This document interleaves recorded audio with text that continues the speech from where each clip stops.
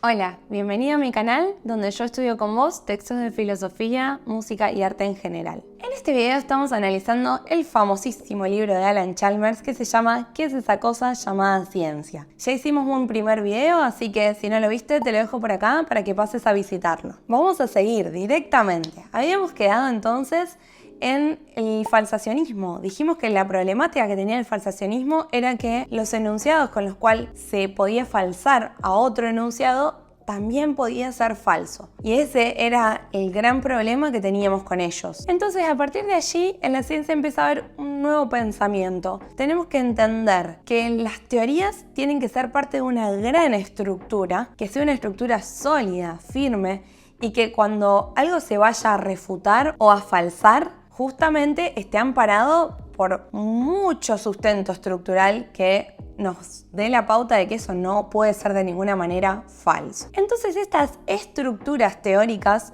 van a tener distintos modelos que se han probado y experimentado en la ciencia. Vamos a tomar dos ejemplos que son los que propone Chalmers. Por un lado, los programas de investigación de Imre Lakatos y por otro lado, los famosos paradigmas de Thomas Kuhn. Comencemos entonces por los programas de investigación que propuso este pensador griego Lakatos. Él dice que toda investigación, cuando va a comenzar, debe tener un núcleo central. Ese núcleo debe estar conformado por lo que llamamos los conocimientos básicos de la ciencia, postulados que de ninguna manera vamos a cuestionar y que más bien vamos a tomar de la tradición y que ya han sido estudiados y falsados a lo largo de la historia. En este núcleo central vamos a ubicar estos conocimientos que los vamos a rodear de una heurística negativa. Atención, aparece una palabra difícil. ¿Qué es la heurística? Bueno, digamos que la heurística son recursos que tenemos las personas para resolver rápidamente y de manera muy creativa alguna situación. Cuando pensamos algo y tratamos de aproximar, cuando decimos, bueno, si por lo general pasa esto y generalizamos, ese tipo de recursos son recursos heurísticos que hacemos las personas. Entonces, lo que va a estar dentro de este núcleo central tiene una heurística negativa. No se puede cuestionar, no se puede titubear sobre lo que tenemos ahí dentro. Por lo tanto, el contenido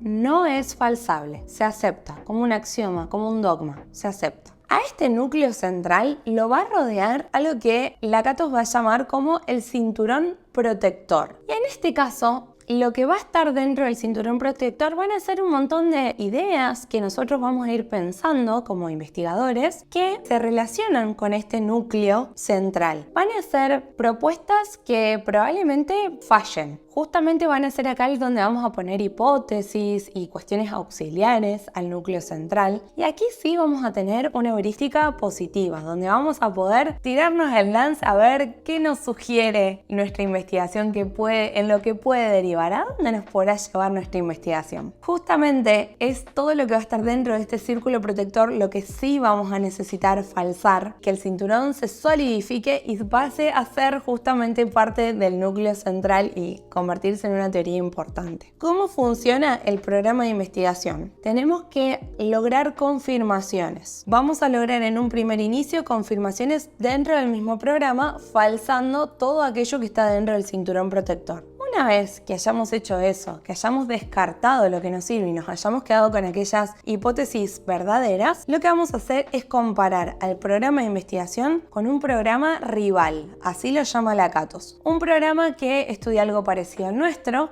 pero que lo haga de otra manera y que gane el mejor. Lo que dice Lakatos al respecto es que no tenemos que entender que el fracaso de un programa es algo negativo, sino por el contrario. Todo ayuda al gran objetivo en esta vida, que es que la ciencia progrese. ¿Cómo va a progresar? Construyéndose sobre cimientos muy sólidos, sobre estructuras sólidas. Estos programas de investigación van a tener dos caminos, ¿no? Van a progresar en la ciencia o se van a degenerar, no van a servir. La única cuestión con los programas de investigación es que hay que ser paciente. Lakatos dice que hay que darle tiempo a un programa de investigación, de que recorra mucho tiempo y mucho camino para ver si realmente vale la pena continuar o no con él y si degenera o no. Y ese tiempo es un tiempo que a veces la ciencia no tiene, así que esa es una de las problemáticas que Chalmers ve al proyecto de Lakatos. Si este video te está gustando, te está sirviendo, te pido por favor que te suscribas a mi canal, que le des like, así más personas también pueden aprovechar este material. Ahora pasemos a hablar de la siguiente propuesta de la teoría estructurada y sólida que hace que la ciencia progrese, que es la que propone Thomas Kuhn. Él habla de un concepto que se llama el paradigma. El paradigma va a estar conformado por justamente lo que también estaba en el núcleo central de la Catos, todos esos conocimientos científicos que ya a esta altura y a esta instancia del partido sabemos que son verdaderos y que han sido falsados y solidificados. Toda esa ciencia él la va a llamar ciencia madura, también le va a llamar ciencia normal. Van a conformar el compendio paradigmático. Se llama así porque, como quien dice que algo es paradigmático, algo es ejemplar o algo es un ejemplo a seguir. Ese paradigma no solamente tiene teorías científicas, también va a tener un instrumental metodológico, va a tener nombres de científicos que van a apoyar y van a construir cómo funciona este paradigma. El problema va a surgir cuando dentro del paradigma empiecen a surgir excepciones, situaciones que uno diga, bueno, esta situación en mi proceso se escapa a la regla, a lo común. Y si bien las anomalías pueden surgir porque son normales, el problema va a ser cuando la anomalía cobre uno de estos tres sentidos. En primer lugar, cuando la anomalía ataque directamente al fundamento principal que sostiene ese paradigma. El segundo caso va a ser cuando la anomalía esté referida a una necesidad social imperiosa. Cuando de repente la sociedad esté atravesada por algo terrible, ejemplo pandemia, y la ciencia tenga que actuar rápidamente. Si en ese momento las soluciones no funcionan y las anomalías surgen ante un estado de situación crítico social, entonces va a poner al paradigma en jaque. La tercera situación conflictiva es que la anomalía se vuelva acumulativa y progresiva. Es decir, que la anomalía vaya creciendo, cada vez sea más grande lo que es raro y lo que es la excepción, y que a lo largo del tiempo ninguna teoría que pertenece al paradigma la pueda derribar. Si alguna de estas tres situaciones, o las tres, sucede dentro de un paradigma, lo que va a suceder es que el paradigma va a entrar en crisis. Y a medida de que la crisis haga una grieta cada vez más grande, los científicos que pertenecen al paradigma van a empezar a cuestionarse seriamente su propio trabajo y van a perder la confianza en todos los postulados que el paradigma le dio. Cuando esto suceda,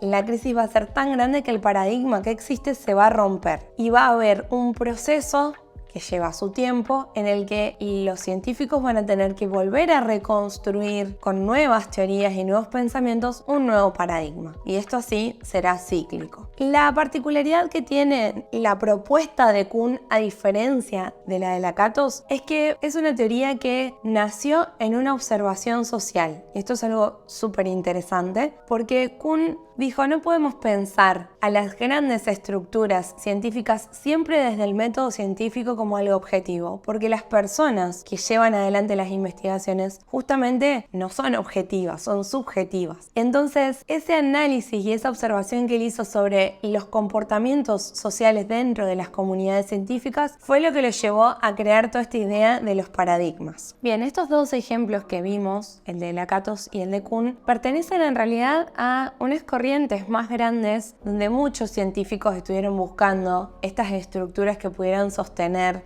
a las teorías. Se armaron básicamente dos corrientes en paralelo. Por un lado el racionalismo y por el otro lado el relativismo. La teoría de Lakatos es un claro ejemplo de lo que llamamos el racionalismo. Es una teoría que considera a la ciencia con un criterio universal. La ciencia vale acá y en China. En todos lados sirve de la misma manera y funciona de la misma manera. Por otro lado, tienen esta idea de que la ciencia nos conduce hacia una verdad absoluta. Vamos progresando a medida que aprendemos y desarrollamos, vamos avanzando, siempre ascendente. Por último, el racionalismo hace una distinción muy cruda entre lo que llamamos ciencia y lo que evidentemente no es ciencia. Ciencia va a ser todo aquello que pertenece a estas comunidades, a estos paradigmas que estuvimos mencionando, y más bien lo que va a ser fácil de explicar es que no es ciencia. No es ciencia una religión, no es ciencia cualquier teoría que no esté básicamente fundada sobre el método científico. Y ellos van a descartar y dejar de lado estas cuestiones. Por otro lado, el relativismo va a tener una conducta totalmente opuesta al racionalismo. Un claro ejemplo del relativismo va a ser justamente el paradigma de Kuhn. Ellos más bien no tienen una idea de un criterio universal, sino que por el contrario entienden que los criterios son contextuales. Todo depende de dónde vos estés haciendo la investigación, en qué comunidad te encuentres, cómo es tu ciudad, tu país, tu contexto. Por otro lado, consideran que la finalidad de la ciencia no es alcanzar una verdad. Las finalidades son múltiples, varían según cada proyecto de investigación y la realidad es que tratan de solucionar problemas más allá de si construyen algo así que podamos llamar abstractamente como verdad o no. Por último, las teorías relativas relativizan a la ciencia misma y son abarcativas. Incluyen en sus investigaciones